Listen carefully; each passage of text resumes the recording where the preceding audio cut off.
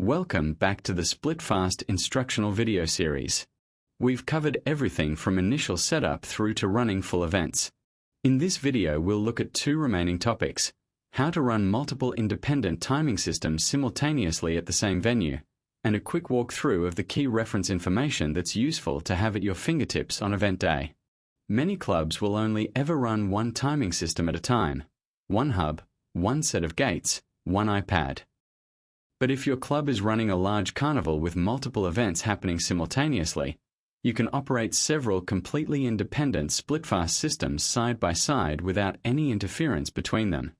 Each system has its own timing system group, and the hub, gates, and app on each system communicate only within their own group.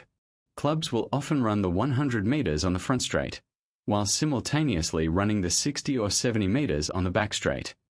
They also run sprints on lanes 3 to 8 of the front straight, while running middle distance races on lanes 1 and 2. This is a huge time saver. There's one more thing worth mentioning, and it comes up more often than you'd expect at multi-discipline sessions. If you've been running middle and long distance races using lanes 1 and 2, and you now want to bring those lanes into a sprint event alongside gates already running on lanes 3 through 8, the system won't find the extra gates automatically. You need to tell it to look for the new gates. Position your two additional gates on their tripods at the finish line in lanes 1 and 2, and power them on. Then go to the Devices page in the app.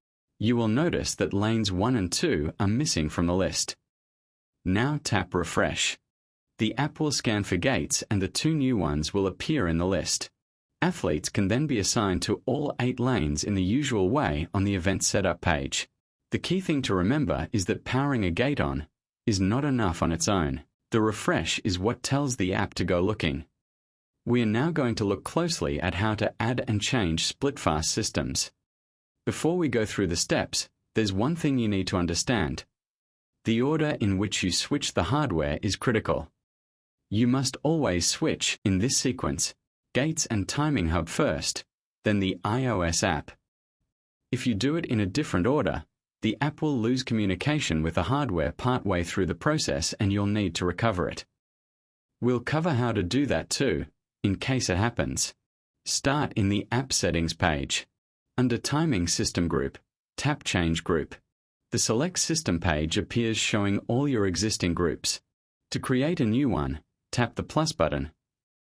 Then give your new system a name. And enter a unique 4-digit system code. Tap Save. Then tap Save again. The new group appears in the list. Do not select it yet.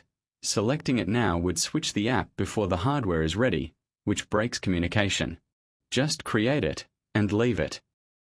Now go to the Devices tab. Make sure the hub and all gates are powered on. Tap the first gates row to open its gate settings page. Tap the Timing System Group drop-down and select the new system. Then tap Devices to go back to the Devices page.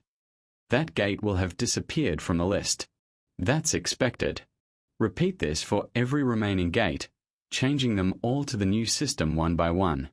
Once all gates have been switched, tap the hub row to open its hub settings. Tap the Timing System Group drop-down and select the new system. The hub will also disappear from the Devices page.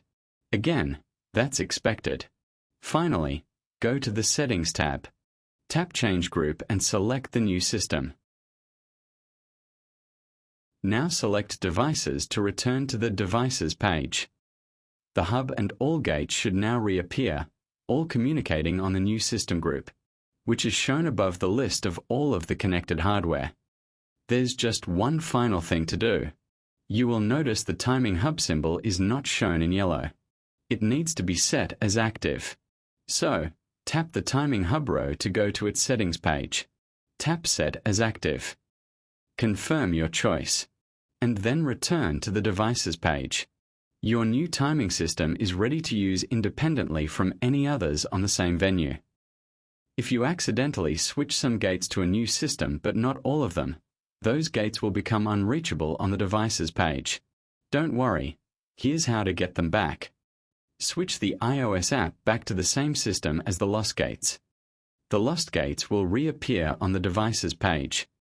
From there, follow the switching steps again in the correct order, all gates first, then the app, to move everything to the new system together. If you can't remember which system a gate was set to, there's a reset option built in. Press the gate's power button 10 times. This resets the gate system code back to the factory default group, which uses code 1000. You can then connect to it on the default group and reassign it. Now let's run through the key reference information that's useful to have handy on event day.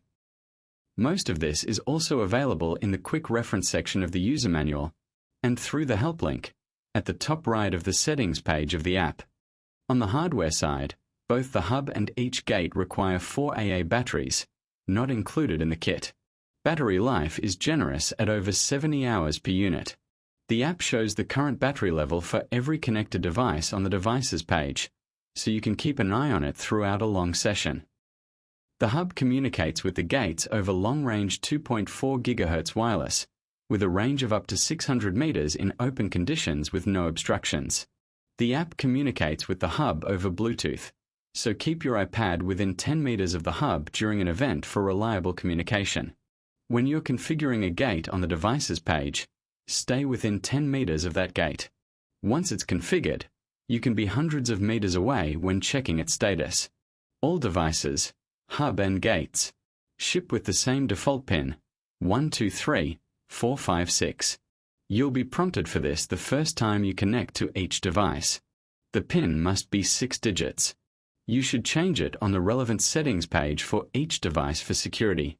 Firmware updates for the hub and gates are done wirelessly through the app using Bluetooth. On the hub settings or gate settings page, the current firmware version is shown alongside an update button. Tap Update to check for and install the latest versions. Keep your iPad close to the device you're updating during this process. Audio source was covered in video 2. The timing hub speaker option gives you calibrated accuracy to within 1/100th of a second and is the recommended choice for any competitive event.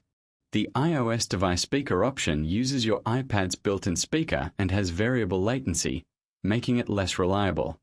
Use it only for informal training or agility drills where split-second accuracy isn't critical.